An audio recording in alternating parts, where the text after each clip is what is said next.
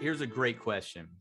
This comes up a lot, John, and I have to imagine you've been helping families pre-plan for over a decade. Well, Phil, I have my son or my daughter, little Johnny or little Sally on my bank account as joint owner. They can just access that money when I die and pay for all this. Have you ever seen that not work out for the family when that was their plan, was to add their child or some other family member as joint owner on their checking account? All the time.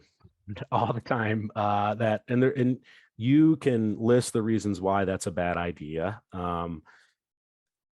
Just even legally and financially. Legally, what people don't realize is when you name somebody as joint owner, if you do it correctly, they're legally, not actually, legally the owner on that account, which means they're taxed on that account, which means if they want to spend the money, they can, but that's usually the least of my worries is that person stealing it. If they get divorced, any good divorce attorney is going to go take that money because guess what? It's theirs.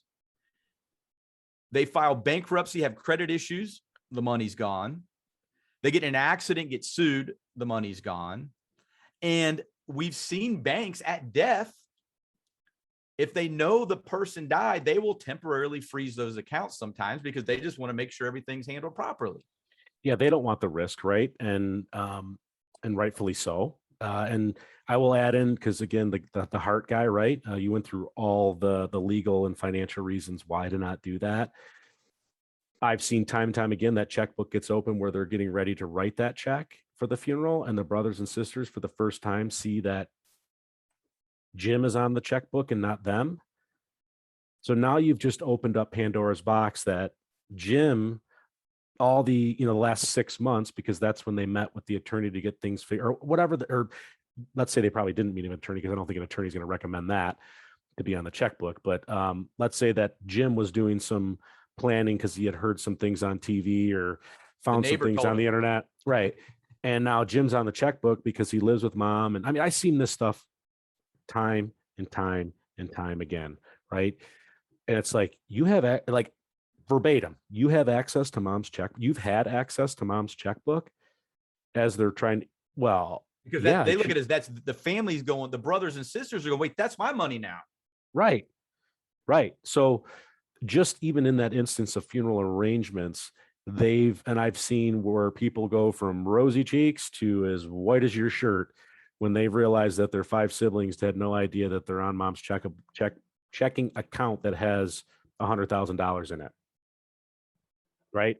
And now they know and started putting the pieces together. Well, mom's dead. How am I going to get my name on that checking account? And, well, normally the will also, because if I'm that beneficiary and my name's on the account, a lot of times that's my money and wasn't accounted for in the will of how assets were distributed. So I just got more money possibly as well. Yeah, like you said, divorce. So let's say you have a stroke, or I have a stroke, and my name's on my mom. Let's put it in reverse, right? So let's say I need long-term care because I'm 65 years old. My mom's 90. I'm on her checking account. I have a stroke. Now I need to qualify for Medicaid. Now I have an asset of $100,000 because I'm on my mom's checking account. I mean, it could be in the reverse, to why that's not a good idea to be on your mom's checking account.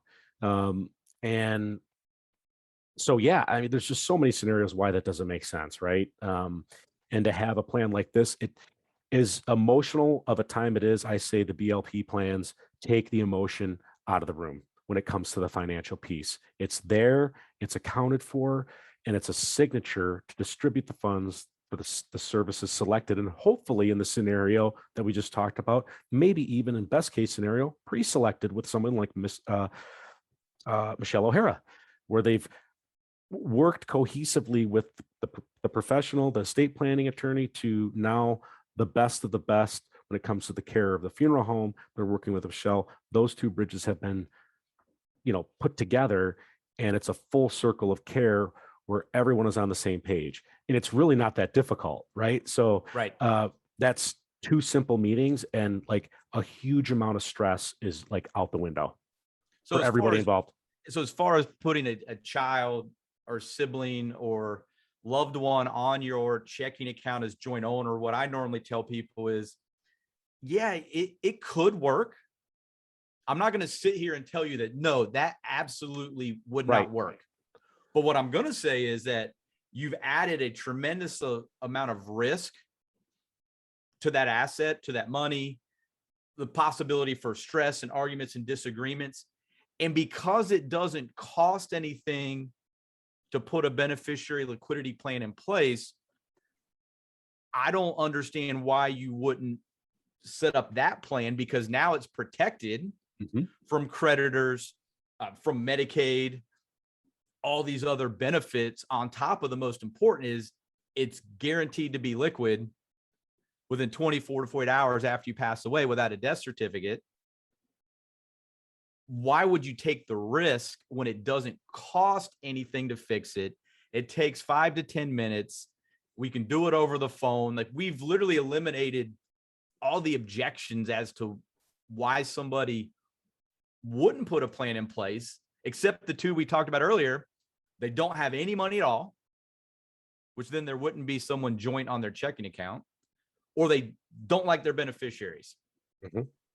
Other than those two reasons, there really aren't any. Oh, the third one, I guess, is if you're 100 years old. Right.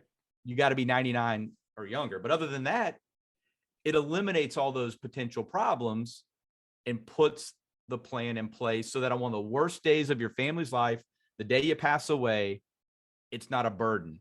And I think that's what you and I do. Even though you came from the funeral side, I came from the financial planning and insurance side.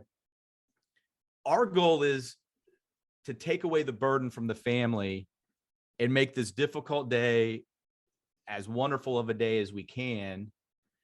I've focused specifically on making sure the family has money. You've added that to your funeral and planning element. You saw the need for the funding side as well, which what I think is brilliant about what you're doing is you've paired your 20 plus years experience of planning, working with families, working from your heart, and you've added this solution of also making sure the families have access to funds when they need them.